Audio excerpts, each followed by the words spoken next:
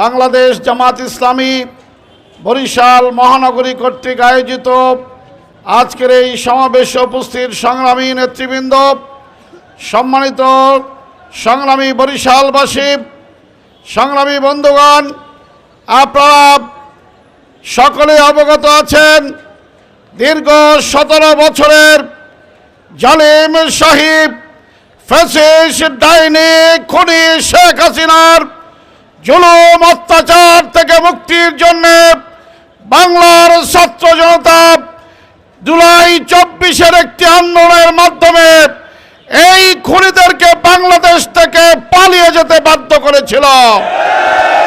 এরপরে আমরা আশা করেছিলাম বাংলাদেশ নিরপেক্ষভাবে চলবে, সকল মানুষ, সকল নাগরিক তার ন্যায্য অধিকার ফিরে পাবে এবং সুন্দর সুষ্ঠু ইতিহাসের স্মরণীয় একটি নির্বাচনের মাধ্যমে বাংলাদেশ আবার তার গতিপথে ফিরে পাবে।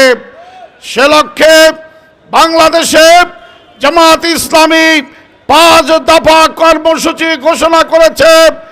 যেই দাবিগুলো যৌক্তিক, জনগণের সাথে সংশ্লিষ্ট, দেশের স্বার্থে যেই দাবি মানা এই সরকারের সবচেয়ে বেশি প্রয়োজন ছিল, আমরা দেখলাম সরকার এই দাবির প্রতি কোনো ভ্রুক্ষেপ না করে কোনো একটি দলের, বিশেষ দলের ইশারা ইঙ্গিতে বাংলাদেশকে নতুন করে আরেকটি অনিশ্চয়তার দিকে ঠেলে দেওয়ার চেষ্টা করছে।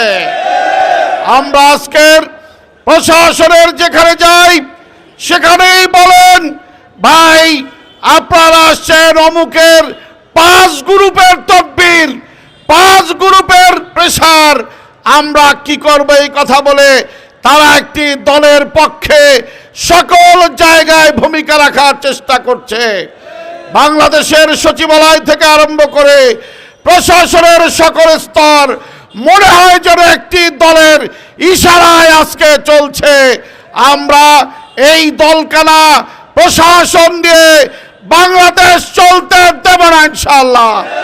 প্রশাসনের সবাইকে নিরপেক্ষ ভূমিকা রাখার আমরা আহ্বান জানাচ্ছি।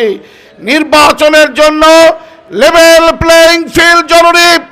সকলের সমান হারে সব কিছুতে সুযোগ না পেলে এই নির্বাচন অর্থবহ হবে না।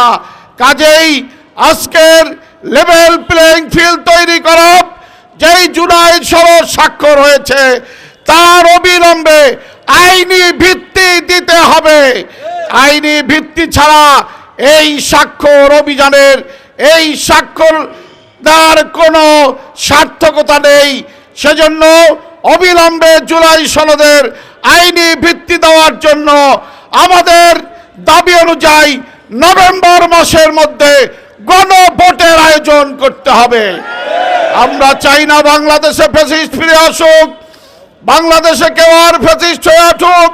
কোনো চাঁদাবাজ, দখলবাজ, হাইজাকারের স্থান বাংলাদেশে হোক। অতএব বাংলাদেশ জামাত ইসলামীর যৌক্তিক 5 দফা দাবি মেনে নিয়ে অবিলম্বে বাংলাদেশে নির্বাচনের পরিবেশ তৈরি করে জনমনের সন্দেহ সংশয় দূর করে সুষ্ঠু নির্বাচনের দিকে দেশকে এগিয়ে যাওয়ার জন্য, এগিয়ে নেওয়ার জন্য এই প্রধান উপদেষ্টা সহ উপদেষ্টা পরিষদকে আমরা আহ্বান জানাই।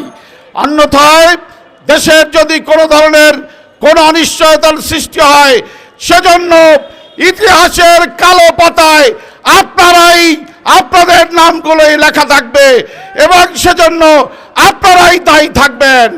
সংগ্রামী বন্ধুগণ, আসুন আজকে 5 দফা দাবি, সেই সাথে প্রশাসনকে নিরপেক্ষ ভূমিকা পালনের আহ্বান জানিয়ে জামাত ইসলামী যে কর্মসূচি দিয়েছে সেই কর্মসূচি আমরা আজকে যেভাবে স্বতঃস্ফূর্তভাবে পালন করেছি, আগামী দিনে কেন্দ্র ঘোষিত যেই কর্মসূচি আসবে সেই কর্মসূচি আমরা বাস্তবায়ন করে বাংলাদেশের জনস্বার্থে দাবি আদায়ের জন্য রাজপথে থাকবেন ইনশাআল্লাহ।